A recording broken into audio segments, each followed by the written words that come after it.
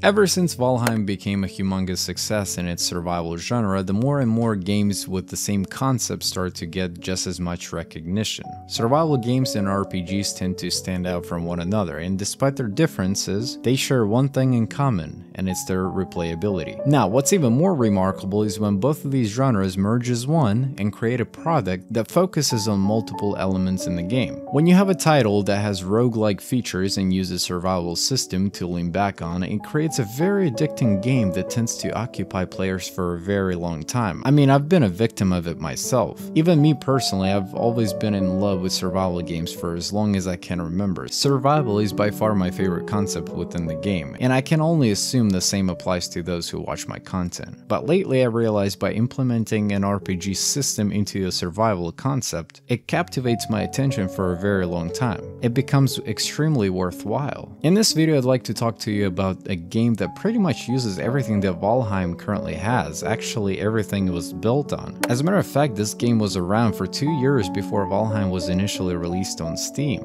It just unfortunately never got the popularity it deserved.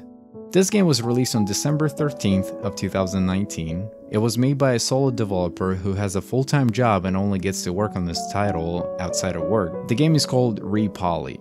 Now, I think the name is a part of the reason why the game never got the recognition in the first place, and it does use some assets that are used in other games, like Beached for instance, so that could be a throwback for some players. But as I started to play this game, I noticed re.poly plays very similar to Valheim, as far as the concept goes. There's different biomes out there, which requires different skill levels in order to not struggle making your way over there. The game has a hook. It doesn't necessarily hold your hand, but it's certainly not trying to drown you at the same time. It's fairly easy to catch up on and understand what to do. From the very beginning, you have to create a character. It's not detailed at all, and it's pretty simple to follow. And as you create the basics, the game spawns you on the lower side of the map, which is also the easiest biome in the game. It's somewhere in the forest. And it shows you on the right side of the screen the tutorial that you can just follow through if you're not really sure what to do, or I'm pretty sure you can just turn that off completely. From the start, your task is to gather the basic resources just like any other survival game at this point, but as you explore different biomes, you will encounter barrels and wooden boxes with supplies already in them. They will contain obviously supplies and memory fragments. Now, memory fragments is what helps you unlock blueprints in this game. The more blueprints you unlock, the more knowledgeable your character becomes. Over time, you will be able to unlock extremely advanced items such as teleporters and whatnot, which allows you to fast travel, and it just makes the game more casual, if you will. Since the map is large, fast traveling really does become useful. Now, you can tame animals in this game, so if you're not traveling across the map, you can simply use a horse to get around. You can also grow crops and raise animals in this game. And I will say, farming system gets very advanced and detailed in re.poly, and I really like that. Not that the food is scarce in this game, because it really isn't. It's super easy to come across, but it allows players to get very creative and self-sufficient, if you will. Re.poly offers a skill tree system which allows you to level your character up based on your desires. So you can make him or her more athletic or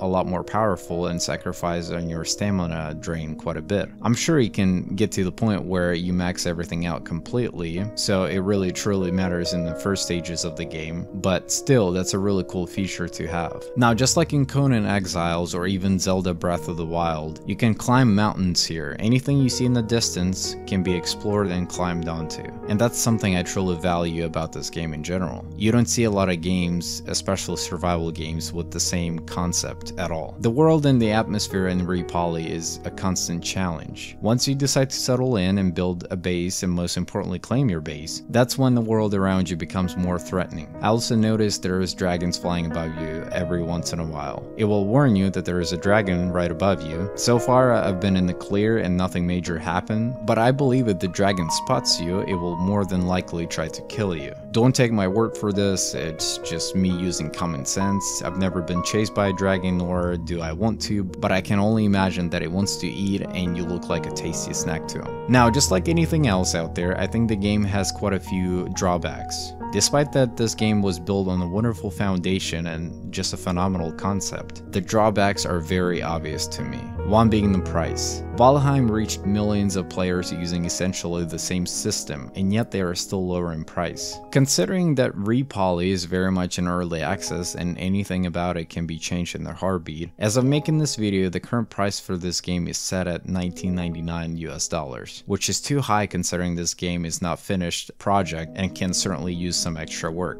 2 being the combat system. Now, if there is anything I would prioritize my time and just extra patience in, it would certainly be the combat system in re.poly. As you probably noticed in this video, the combat is just poorly optimized. For this game to be an RPG driven title, I would expect the combat to be a lot more cleaner and stable, and it just isn't. Half of the time, arrows would just go through my enemies, and it's more often than not. So before releasing more content, I would focus on cleaning up the combat system more, especially because the combat is literally 80% of the game. 3 being overall balance within the game. The game is offering advanced farming, but technically you can just not farm at all and still manage to get by extremely easily. The food is very obtainable, and instead of being a challenge, it's just a thing you have to worry about every so often. Despite farming being so incredibly well done, it just kind of serves no other purpose. I know I kind of went on the run in this video, but I just wanted to talk about this game because it really was truly appealing to me. I randomly came across this game. I was just literally looking for a survival game and I just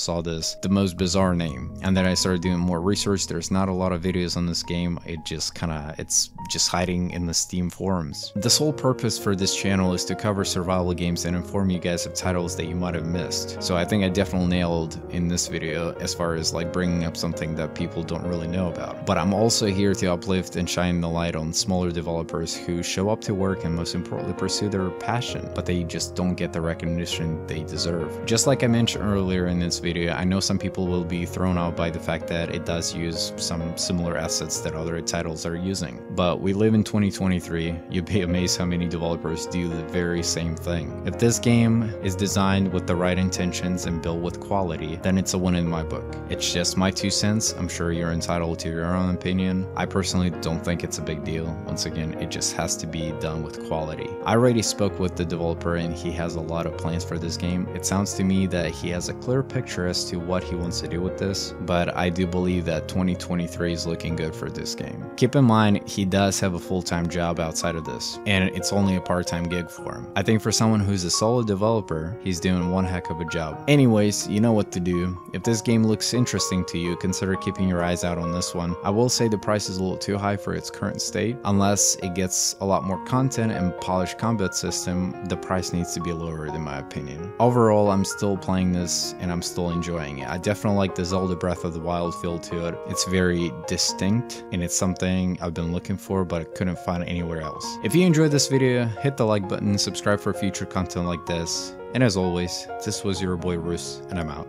Goodbye.